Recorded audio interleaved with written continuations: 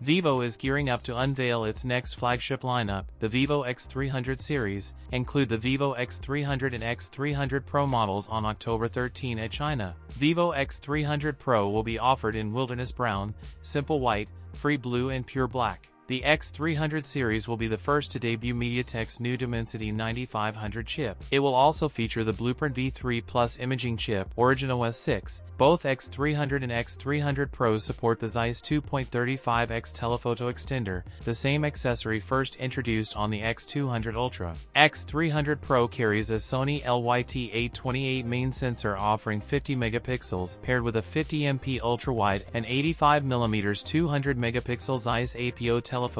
The X300 Pro features a slim 7.99mm profile and a 6.78-inch flat display with a metal frame designed for a sharper edge feel. It will also pack dual UFS 4.1 storage. The Vivo X300 Pro will have a large 7000 mAh battery. That's it for today's video. If you enjoyed it, don't forget to like, comment, and subscribe for more content. Thanks for watching, and I'll see you in the next one.